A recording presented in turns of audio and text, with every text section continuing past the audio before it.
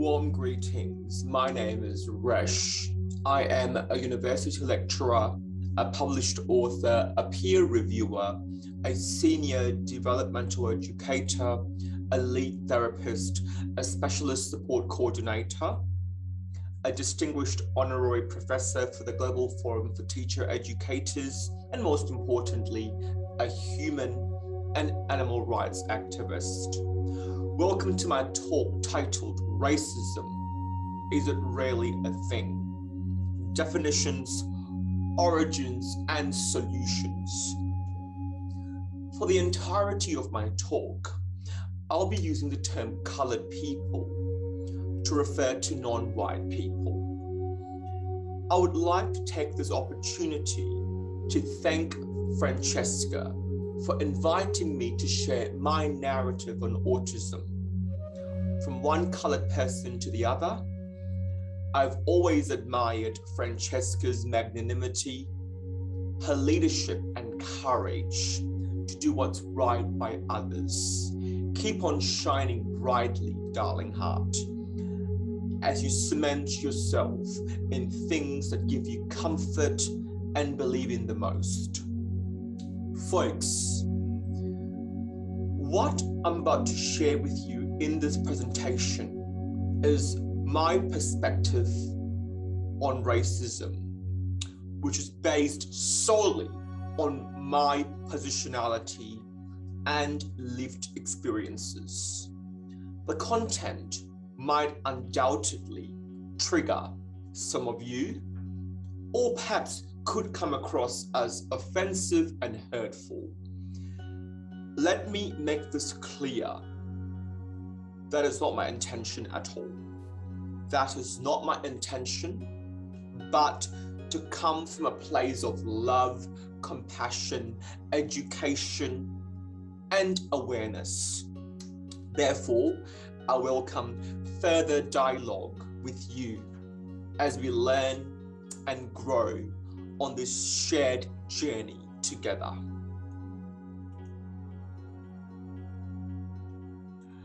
Before I formally begin my presentation today, I would like to acknowledge the traditional custodians of the Adelaide Plains, the land on which we are meeting today.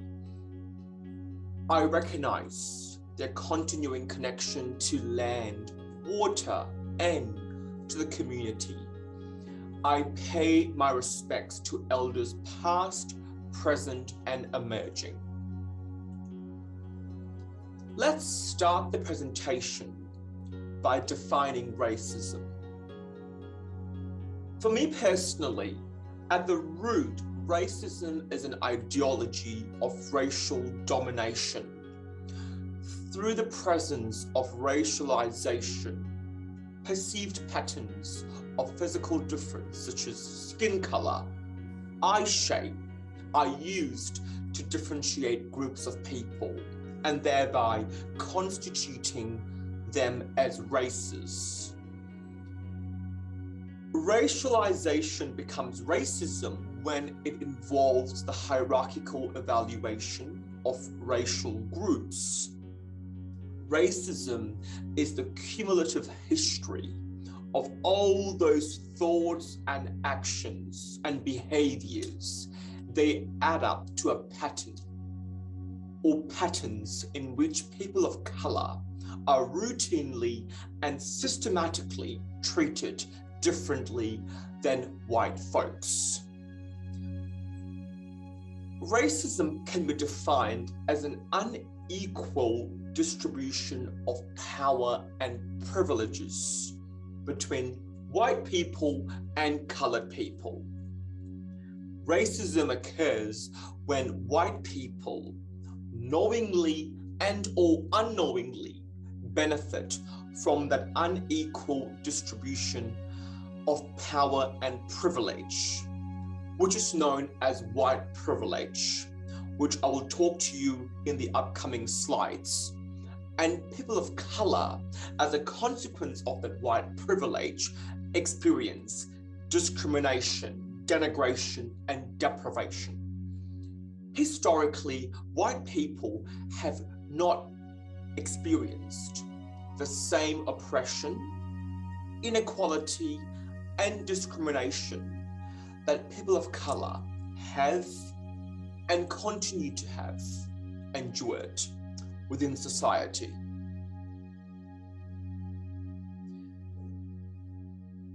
Let me talk to you about the origins of racism.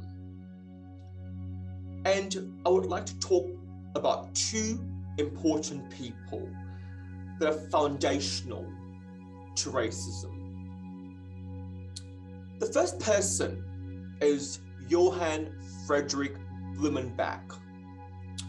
Blumberg was the father of physical anthropology, who proposed one of the earliest classifications of the races within mankind.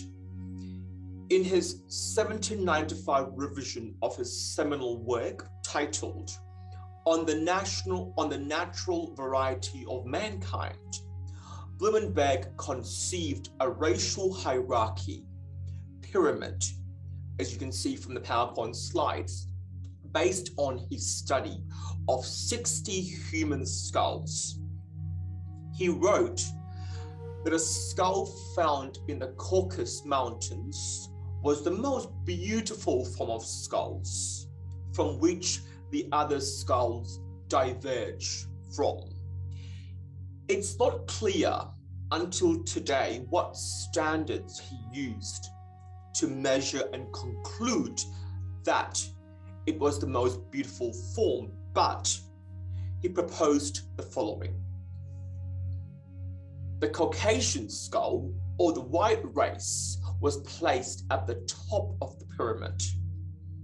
On the other side of the pyramid was the Malaysian or the brown race, and below that was the Ethiopian race or the black race. On the other side of the pyramid was the American race, which is the red race, and below that was the Mongolian or the yellow race. So he classified the human skulls into 5 different races, and he gave importance and privilege to the Caucasian, to the white race. Blumberg embraced the degenerative hypothesis of racial origins, which purported that Adam and Eve were Caucasian and that the other races came about by social degeneration due to environmental factors such as access to sun exposure or poor diet. According to that same reasoning, he believed that the degeneration could be reversed given the proper environmental factors are enacted. It was in this limited sense that he believed in the potential equality of all people, that is, the potential for them to all revert themselves back to the Caucasian race. Now, within Australia, this could perhaps explain 2 things: the white assimilation policy and the stolen generation. The next person is Samuel Morton. Building off Blumberg's theories and notions, pseudoscientist and a US doctor, Samuel Morton, in the early 19th century, derived and proposed a hierarchy of intelligence. Morton measured hundreds of modern and ancient skulls and concluded that the human race could be ranked on a scale of intelligence based on their skulls. Morton believed that the human skull, the size of the skull, gave an accurate measure of intelligence. And this finding is foundational to the history of scientific racism. Morton proposed a large volume meant a large brain, which meant a higher accentuated intellectual capacity, whilst a smaller skull indicated a smaller brain with decreased intellectual capacity and functioning.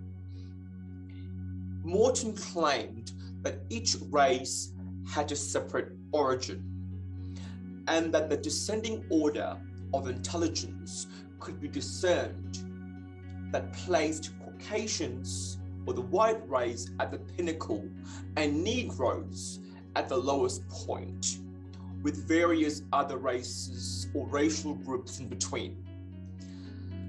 Like any other expression of power, domination, and exceptionalism, Europeans took this idea on board and ran with it. The study of human skulls became a justification of white supremacy. People of color were labeled as mentally and morally inferior. I'll stop here right now. Just talking about this makes me feel very distressed, and I'll leave the rest for you to work out, which is not very hard these days. Now, let me talk to you about the role of racism in society.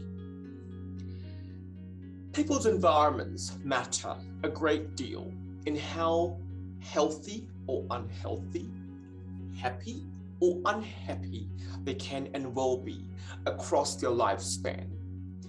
Racism is often defined as an individual prejudice, but racism is also systemic, existing in its advantages and or disadvantages, which is imprinted in the cultural artifacts, different discourses and ideologies, and institutional realities that work together, that bind together with individual biases. To me personally, within a society landscape, racism is a problem, racism is a real phenomenon, and racism is I will now discuss two key insights on the psychology of racism through a cultural psychological framework or lens. Firstly, one can find racism embedded in our everyday world, everyday operations in society. To say that racism is located in the structure of everyday world is to acknowledge the extent to which racism constitutes the operations of modern society. The racism of modern society not only is a function of its distant, dated origins, but also refers to the manifestations embedded in practices, artifacts, discourses, and institutional realities in the form of legal, educational, and economic systems. And intergenerational racism is also a problem. It comes to my mind where racist, overt, and covert racist attitudes and mindsets are passed on from one generation to the next. I will talk more about this later on, my experiences of racism within society. Secondly, through our preferences and selections, we maintain racialized context in our daily interactions. A tool for the production of ignorance about racism is a colorblind ideology, which mandates that one should proceed without seeing race. Claims such as race doesn't matter or all lives matter strategically afford denial of current realities regarding racial inequalities and racial injustices. Without explicitly advocating racist ideologies and notions, people in dominant groups, people in power, such as white people, can deploy an individualist, egalitarian, or otherwise a color-blind laden discourse or narrative that appear to be race neutral, which have and has dire consequences to colored people themselves. In particular, ideas and notions afford the possibility for people in positions or in power of dominance to attribute their advantages and their privileges onto colored people who often lack the privilege and lack the advantage. So I've talked to you briefly on the definition of racism, the origins of racism, and the role of racism within society. Now, this is the fun part I was looking forward to. How do we combat racism and support Black, Indigenous, and people of color? Now, the way I combat or the way I address or manage racism might be different to other people. But here is my take on racism by using a racism acronym, okay, which I use to guide and inform my racism practices. Allow me to go through the individual components now.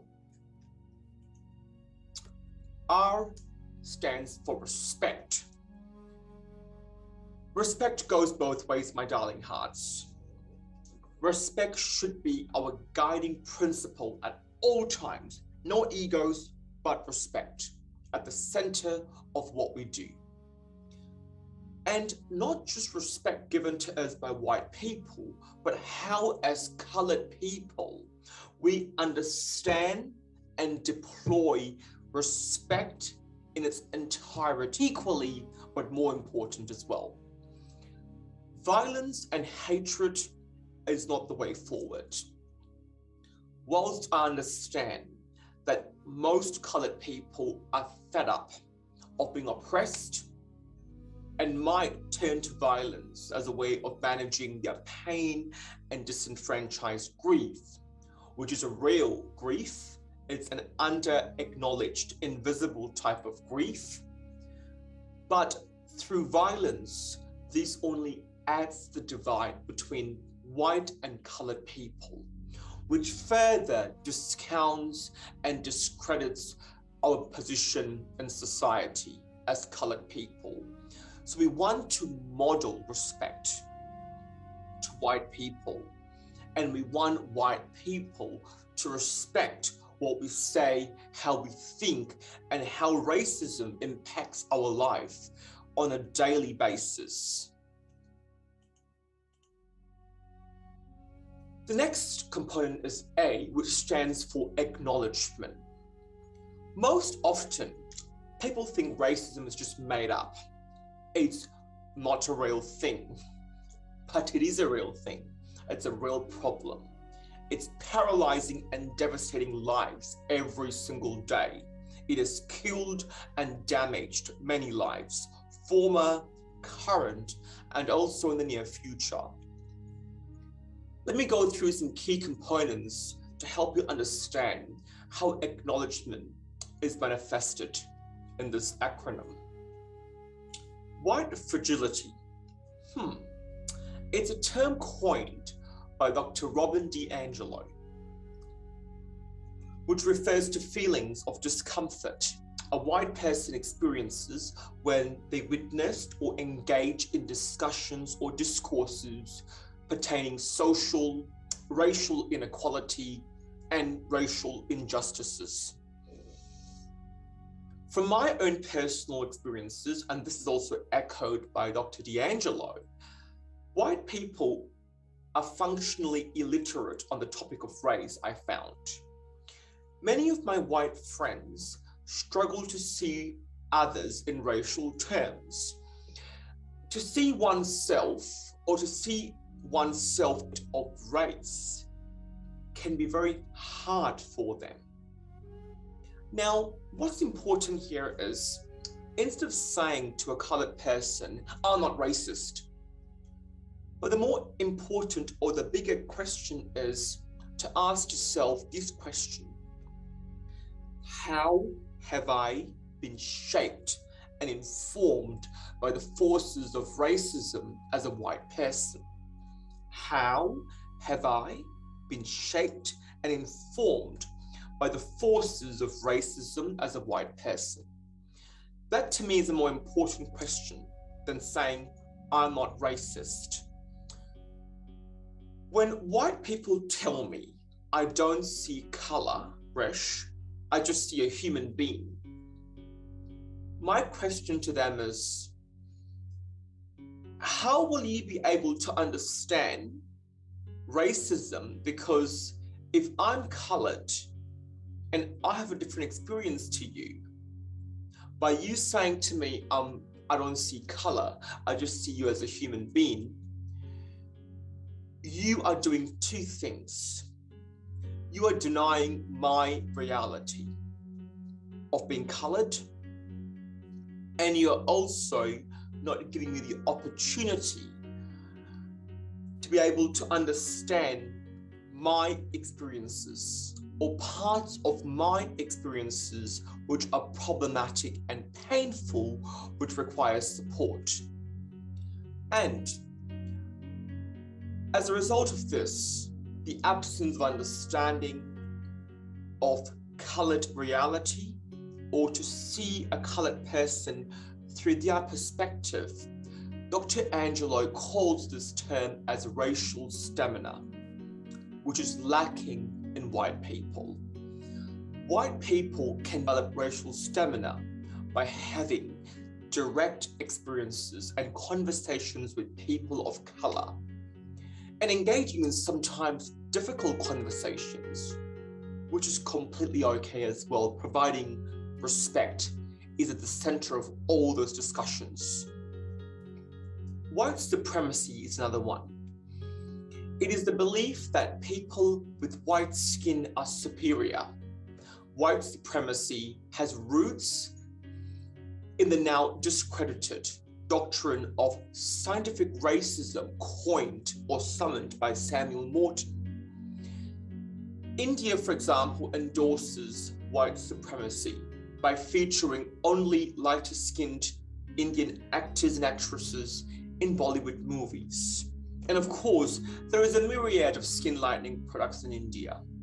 You would never see a dark-skinned Indian like myself in Bollywood because our skin tone is seen as unattractive and won't sell in the media. And this just goes to show, within my own community, being Indian, we have a lot of work to do as well. The next one is white privilege. And white privilege refers to the fact that white people have advantages knowingly and unknowingly in society that others do not, that other colored people do not. It is an unearned privilege based on race, which can be observed both systematically and individually. And the term was coined by a white person by the name Peggy McIntosh.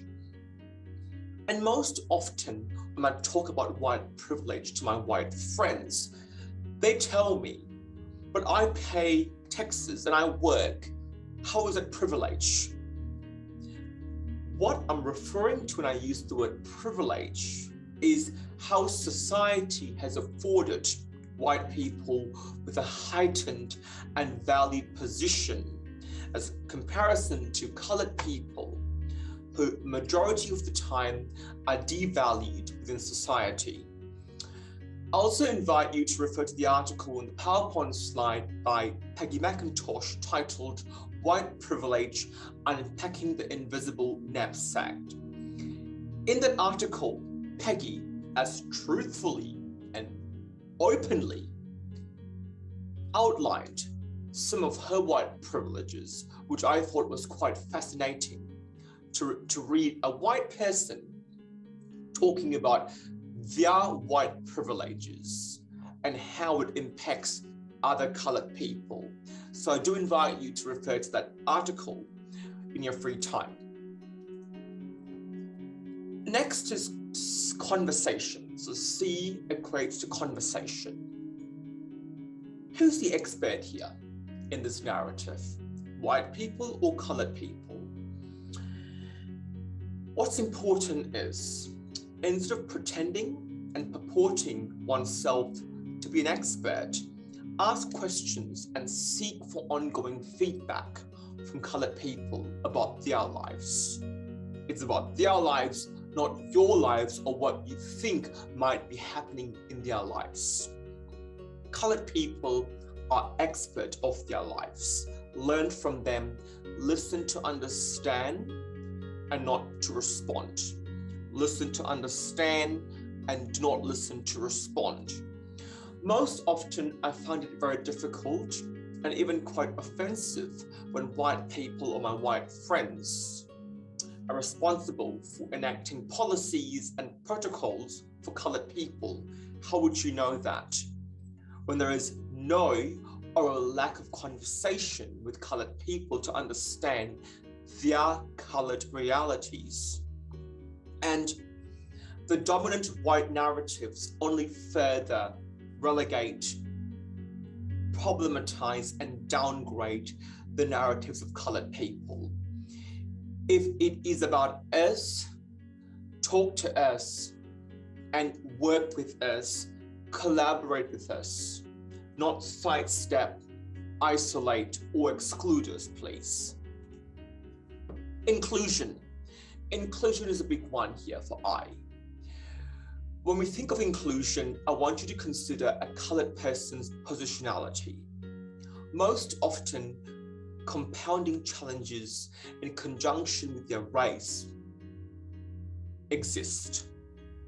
We want to include other areas or other aspects of disadvantage that manifest conjointly with racism or with a person's racial identity. And this will help us understand how to explore more inclusive supports. I personally found two frameworks that helps me to understand inclusion better from a racism point of view. First of all is intersectionality by Kimberly Crenshaw, Black legal scholar Kimberly Crenshaw. Intersectionality refers to the ways in which different aspects of a person's identity can expose themselves to overlapping forms of oppression and discrimination. Intersectionality is the acknowledgement that everyone has their own unique experiences of discrimination and oppression, and we must consider everything and anything that can marginalize people. For example, their gender, their race, their class, their age, their sexual orientation, and all of these different identity classifications manifest themselves conjointly at a given point. The next framework is by Bronfenbrenner. Yuri Bronfenbrenner proposed the ecological systems theory, which helps us to understand how we encounter or experience different environmental systems throughout one's lifespan, which influences how we come to understand our identity. And these systems include things like the microsystem, the mesosystem, the exosystem, the macrosystem, and the chronosystem, which helps us to understand even further how racism is experienced at the varying ecological levels and how it impacts a person at an intrapersonal level. So I'm going to share with you my intersections and how racism is just one component, but I've got other multiple compounding challenges that manifests itself conjointly. I've also mapped out my different identity markers from the point of minority, majority, inequality, and privilege to give you an idea of how my different identity markers are positioned within society. First of all is my autism, okay? So being autistic as the minority, majority are holistic or non-autistic people, and one of the oppressions is ableist behaviors or ableist discrimination, which brings about inequality. Being queer as opposed to being straight. So being queer is a minority and being straight is a majority, and this brings about inequality in the form of queerphobia. Racism, being Indian, okay, in a dominant leading Anglo-Celtic culture, okay, so being a minority of Indian heritage, which brings about inequality. Darker skinned Indian is also a huge one as well. Colorism is a very big one for me. So within my own community, colorism is rampant, where people who are darker skinned are oppressed and seen as unattractive in my culture or in my community. And that also brings about inequality as well, being a darker skinned Indian as opposed to a lighter skinned Indian. And one of my privileges is having an accentuated IQ, which I think is a gift and a blessing from God as well. But it can also be very, very, I would say, depressing at times and very, very, very isolating, because when other people can't relate to you at your level, it can make you feel very lonely and very, very depressed, which is what I experience majority of the time. And one of the things to also be mindful about is that whilst I've shared with you my intersecting experiences, talking about my minority, majority, inequality, and privileges as well, these experiences might differ with different people who might share parallel or the same identifiers. So at all times, be informed and guided by the person themselves through their stories and how they identify with those different identity classifications and what types of experiences they endure. The next one is Urie Bronfenbrenner's ecological theory, and I've mapped out my different ecological interactions here at the micro, meso, exo, macro, and kernel system levels. So just quickly, at the micro level, just more the direct interactions that are close to me. All through my schooling life, I've experienced bullying, racism due to my skin color, things like comments were made to me at school: fuck off, black cunt, don't you wash your skin, it looks like poo, go back to your country. All those sorts of comments impact on my self-confidence and my identity formation as a young person, okay? And as a result of that, I formed what you call internalized racism, where I despised and detested my skin color for a long time, and to add to the suffering as well with colorism, the colorist attitudes that derive from my Indian community, where darker skinned Indians were unattractive. So all through my childhood and adolescent life, I believed that my skin color was ugly, was unattractive, because of how others within society, white people and colored people from my community, perceived my darker skin complexion. At the meso level, this refers to two or more micro connections or micro interactions. And when I was bullied at school, I would engage my family members, my parents, and my school teachers with a hope to support me and to help me rectify these problems. In fact, there were no solutions. There was a lack of acknowledgement, and I was told I was being a drama queen, and I was told to be silent, or I was told to leave school. So I found the interaction between my family and my school teacher weren't very helpful. They weren't supportive in helping me to develop a positive sense of self-identity as a colored person in Australia. At the exo level interactions that pertains to the indirect environments, the media is a huge one here.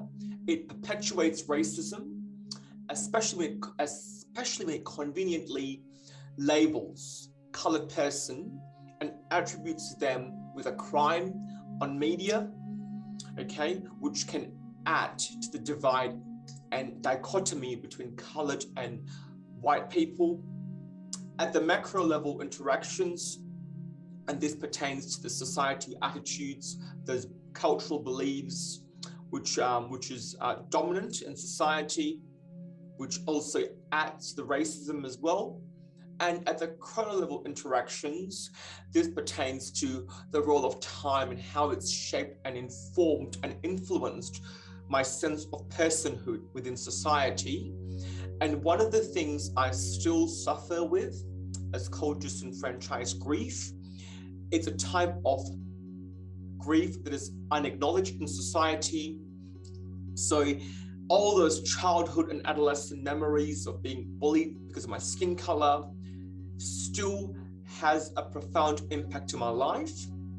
Whilst I've learned to embrace my skin color, in my current adult life, but there are times when one comment or one event or one incident can trigger those past traumas where I've felt I wish I was white in that instance because I felt the pain was profound, it was unending, it was huge. So there is elements of disenfranchised grief here as well, and trauma, and also social anxiety where I feel a bit unsafe when I walk into a room and I'm the only colored person in that room, or in my workplace, I feel quite out of place because I've been told, from my childhood days and also in my former work life as well, that, being Indian, it's not that great. You smell like curry, or, you don't speak good English. So those sorts of things has transferred into my adult life, undoubtedly. So I do have that anxiety when I go to places where there is a lack or there is an underrepresentation of colored people in that setting. The next one is S, which stands for solidarity, okay? Racism is everyone's responsibility, period. There are too many rights, but not enough responsibilities in society, I personally feel. COVID is a good example of how many people were only concerned about themselves, enacting their self-serving agendas. Racism should be everyone's problem and responsibility. Education and awareness should start from a young age and continue on until your very last breath, without any ending points. There is so much to learn about racism that I don't know, that we don't know as a collective. It will take centuries to eradicate racism, but we must all do our part in this narrative. It's not about us or them, but it's about we, that collective inclusive language. With this we mindset, we need to actively stop polarizing and dichotomizing people in clusters or groups. Now, whilst it's worth understanding a person's unique attributes and differences, as I mentioned earlier in intersectionality, what's more important is to also establish common ground and reciprocal understandings on how to build unity and oneness and togetherness. Passivity has no place in racism, period. We want and need active engagement and lobby. Take time to listen to a person's reality and experiences and actively help and show your support work with us and not for us. This mentality lends itself beautifully in a person-centered approach. Person-centered approach puts the person at the center of everything that you do. Work in collaboration, not in isolation. And the last component is M, which stands for magnanimity. Be selfless as opposed to self-absorbed. Lead by example, model good behavior, and come from a place of unconditional positive regard. As Gandhi uttered, in a gentle way, you can shake the world. I truly and firmly believe by his sentiment. I live and breathe it every single day. Don't underestimate the small things that can make a big difference in a person's life. A small act of kindness will not seem a lot for you from your perspective, but it can steer change and momentum in the right direction. And it's okay when things don't go as planned or might come across as rude or the wrong way. Don't fixate on what's wrong, but focus on how can we use this experience or this moment and turn it into a teachable moment for the colored and for the white person themselves. No one is perfect in the world. I know some colored people who are evil in nature. They do more harm and damage than white people. I personally have experienced more issues with colored people than white people in my adult life. My best friend is white, and she stands by me at all times as an ally. But all of this stuff should be in context. Never prostitute the context.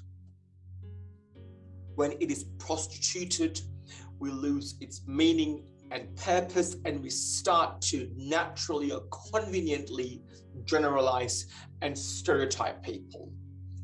Everyone is an individual. Go by their narrative, not what others say or do. And when summoning a change, you must understand this. This is not a place for naming, shaming, and belittling people. Learning happens through mistakes and failings.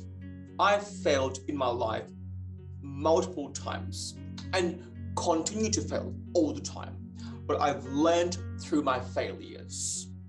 This is why we need to make use of our emotional intelligence by understanding and enacting self-awareness, self-management, social awareness, and relationship management. We want to be of service to humanity, not do a disservice and add to the turbulence, conflict, and divide. Together, we are one big family. That concludes my talk for this evening. I do apologize if it's gonna be too long. This is something I'm very passionate about, and I wanted to give you all something that is quite important, insightful, but also very educative in nature. Thank you all for devoting your time and energy, for which I am profoundly grateful about. In the spirit of Diwali or Deepavali, which is an Indian Christmas and Indian celebration for us Indians and all those who celebrate Diwali or Deepavali, I've learned that when we choose to make sacrifices for the greater good, when we do our part for those in need and become the bearer of light in someone else's darker times, that is when our beauty shines the brightest. I'm always reminded by my late grandmother, Papa Nathan, who I call Artha in Tamil language, who inculcated the importance of being of service to all living things. She was and is my world and my universe. With this mindset, we all can make a difference. We all can make a change. We all can come together as one big family as we tackle world global problems in the hopes of supporting, promoting, and emancipating the lives of those underprivileged. Take care. Lots of love, light, and peace to all of you. Thank you.